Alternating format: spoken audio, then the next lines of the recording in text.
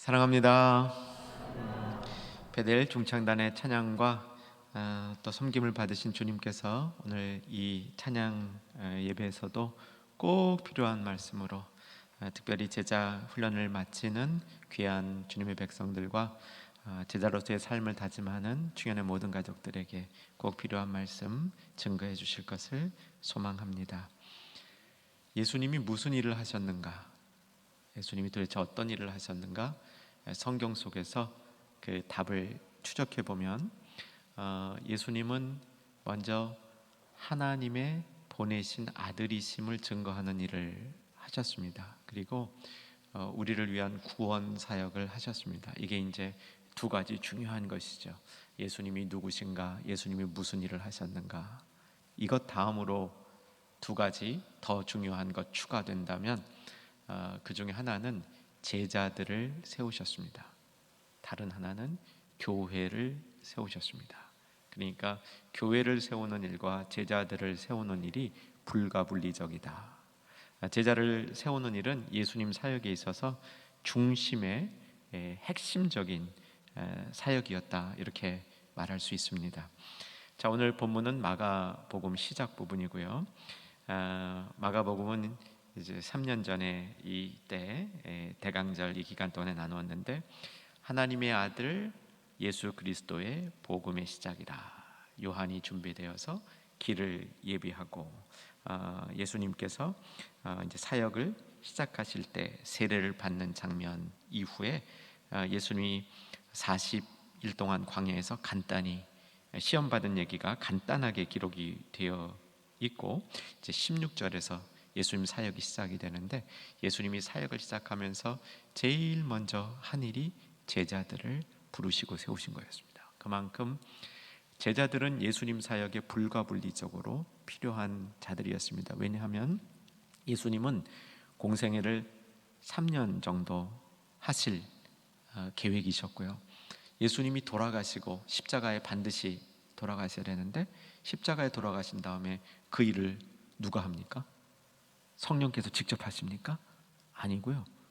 성령께서 하시는 일을 제자들을 통해서 예수님이 그 길러 놓으시고 예수님의 사역을 이어갈 사람들을 세우셔서 그 일을 감당하셨다는 겁니다. 여러분, 우리가 이 원리를 기억하고 있어야 됩니다. 자, 이제 오늘 본문을 통해서 예수님의 제자들이 어떻게 세워졌는가 살펴볼 수 있었으면 좋겠습니다.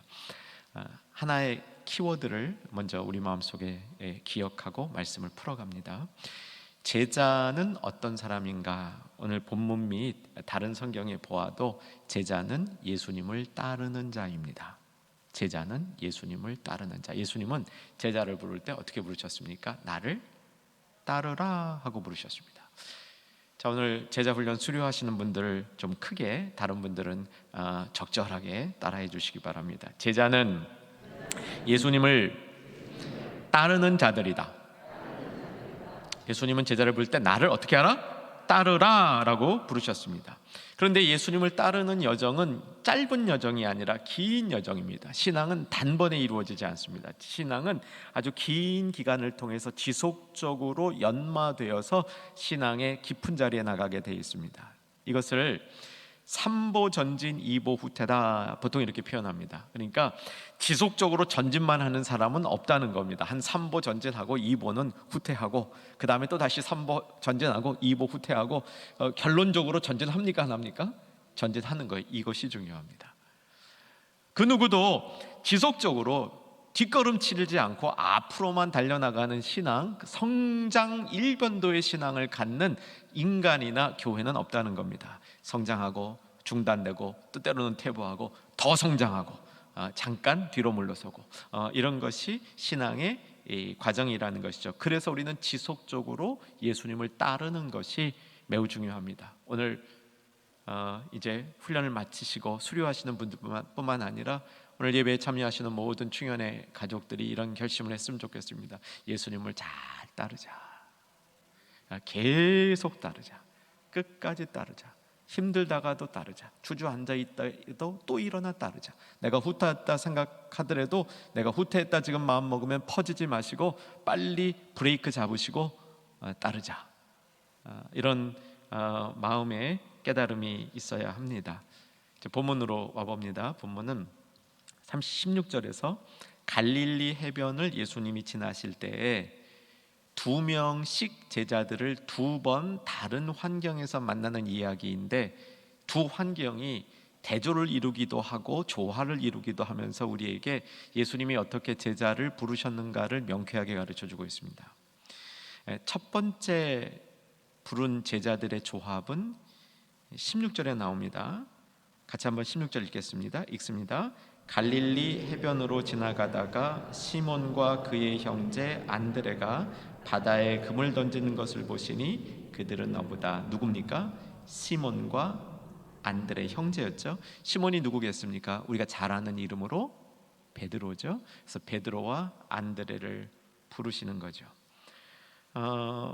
17절 예수께서 이르시되 나를 따라오라. 내가 너희로 사람 낚는 어부가 되게 하리라. 따라오라. 따르는 자로 부르셨죠. 17절 18절 이들이 어떻게 반응하는지 읽어보십시다. 읽습니다. 곧 그물을 버려두고 따르니라. 자, 그 다음 두 번째 세트 2명을 또 두 번째 쌍을 부르게 되는데 19절에 보면 이름이 야고보와 요한, 이 요한이 요한복음을 쓴 사도 요한입니다. 이들의 아버지의 이름도 기록이 되어 있습니다. 누구라고 되어 있습니까? 세베대라고 되어 있습니다. 이들은 앞에 시몬과 안드레, 베드로와 안드레하고 조금 다른 환경 속에서 부름을 받습니다. 16절 눈여겨보시면 베드로와 안드레는 어떻게 하다 예수님을 만나게 됩니까? 그물을 던지다가 일하는 중에 예수님을 만나게 됩니다. 예수님이 당신의 제자를 부를 때 한가히 놀고 있는 사람 안 부르시고요, 일하는 사람 부르셨어요. 그래서 제자 훈련 받을 때 나 바빠요. 목사님 내가 얼마나 바쁜지 아세요? 그런 분들이 있어요. 근데 예수님이요, 베드로와 그 안드레를 부르실 때 바쁘게 일하는 사람을 불렀어. 일터에서 불렀다는 사실이죠. 이것도 우리가 기억해 두면 좋을 것 같습니다. 그런데 세베대 아들들을 부를 때에는 어떨 때 부르냐면 배에서 그물을 깁는데, 이거 일하는 겁니까? 쉬고 있는 겁니까? 일하는 것 중에도 중노동이에요. 여러분 일할 때도요, 뒤치닥거리 하는 게 제일 힘들지 않으세요? 요리하는 것도 힘들지만 다 간 다음에 혼자 설거지하는 거 그거 더 힘들지 않으세요? 그런 면이 있을 것 같아요. 근데 이 그물을 깁는다는 게 뭐냐면 그물을 이렇게 치잖아요. 그물 칠 때는 나름 재밌는 것도 있어요. 고기도 막 잡히고. 그러니까 그물 칠 때는 좀 우리를 흥분하게 하는 요소가 있는데, 그물을 깁는 건 뭐냐면 그물 치다가 찢어진 이 그물망을 수선하는 거예요. 이거 하기 싫어요. 저는 고기잡이하고 과가 전혀 다르지만 제가 그래도 옛날에 그런 시절에 어떤 시절이었냐면 제가 이렇게 고시 공부하던 때가 있었거든요. 근데 고시 공부할 때 남들은 절에 가는데 저는 절에 갈 수 없어서 시골 교회에 가서 그 교회에서 공부한다고 갔다가 여름 내내 혼자 계신 목사님 이 무급 전도사 일을 하다가 온 적이 있었습니다. 근데 그때 하도 제가 일을 열심히 하니까 목사님이 이 고기 잡으러 가자고. 근데 그물찜 되게 재밌어요. 고기도 잡히고 그러니까. 근데 그물 딱 끝난 다음에 그물을 걷어오니까 너 뭐하니? 그러시더라고요. 그래서 그물 끝났는데 했더니 이제부터 그물 기워야 돼 그러시는 거예요. 야, 그거 한번 하고 나니까 다시는 하기 싫더라고요. 그 그물 깁는 것 때문에. 근데 이 그물을 깁는 중에 두 제자를 예수님이 만나셨습니다. 또 뭐라 그러시는지 보십시다. 20절 보면 곧 부르시니, 나를 따라오라라는 말의 다른 표현입니다. 부르시는 것을 따라오라가 부르시다와 같은 뜻이죠. 부르시니, 그때는 어떻게 하냐면, 자, 이거 비슷한 얘기 같은데 내용이 조금씩 달라요. 앞에 베드로와 안드레는 뭐라고 되어 있냐면 그물을 버려두고 예수를 따랐다 돼 있습니다. 20절을 보면 그 아버지 세베대와 품꾼들과 함께 뭐를? 배까지 다 버려두고 예수님을 따른 겁니다. 앞에는 그물만 버려두고 따랐는데 뒤에는 멍땅 다 버려두고 따르는, 그러나 동일한 부분은 버려두고 따르는 장면이 기록되어 있습니다. 그물을 던지는 것, 그물을 깁는 것 다 일하는 중에 나를 따라오라 직접 부르신 거죠. 너 나의 제자가 되라 하고 부르셨을 때 그물도 버려두고 아버지도 버려두고 품꾼도 버려두고 배를도 버려두고 예수님을 따르는 이 베드로, 안드레, 야고보, 요한, 이러한 결단들이 제자 삶의 중요한 부분을 이룹니다. 예수님을 따르는 것을 버려두고 따른다. 버려두고 따른다. 이 말씀을 통해서 우리의 삶 속에 꼭 기억해야 될 예수님이 따르는 방법은 우리의 나의 짐들을 예수님 앞에 맡겨버리는 겁니다. 예수님께 맡기는 겁니다. 제자는 자기의 삶을 예수님께 맡긴 사람들입니다. 오늘 다시 한번 우리들의 삶이 나 자신을 예수님 앞에 맡길 수 있는 마음의 깨달음이, 마음의 진리의 도전들이 있기를 주 안에서 소망합니다. 아마 지난 한 주간도 또 여러 가지 상황의 어려움 가운데 우리는 무거운 짐들, 이런 것을 내가 꽉 쥐고 살고 있을 가능성이 참 많이 있습니다. 그것이 거추장스럽고 그것이 참 우리에게 불편해서 내려놓지 못하고 붙들고 살고 있는 우리들의 모습들이 참 많이 있을 겁니다. 제자로 주님을 따라간다는 것은 긴 여정입니다. 버려두고 예수를 따랐다 이렇게 되어 있습니다. 뭘 버려둡니까? 내가 스스로 지고 있는 무거운 삶의 짐들을 예수님 앞에 버려두고 나의 일터의 현장에서 나의 삶의 참 하기 싫은 그물을 깁는 것과 같은 뒷정리와 같은 삶의 자리에서 그런 무거운 것들을 주님 앞에 내려두고 주님을 따를 수 있는 저와 여러분, 그리고 예수님의 참제자들, 오늘 수료하는 분들의 마음속에 주시는 주님의 메시지가 되기를 소망합니다. 자, 이제 간단하게 성경의 다른 부분들을 통해서 예수님을 따른다는 것이 어떤 것인지 간략하게만 짚어보고 말씀을 요약하겠습니다. 사도 바울은 예수님은 제자들에게 나를 따르라 이랬습니다. 그런데 사도 바울은요 한술 더 떠요. 한술 더 뜹니다. 사도 바울은 예수님을 따르는 것을 어떻게 표현하냐면 나를 모방하라 이렇게 얘기합니다. 나를 모방하라. 우리말 번역은 조금 다르게 되어 있지만 고린도전서 11장 1절을 보겠습니다. 고린도전서 11장 1절을 보시면 같이 한번 읽겠습니다.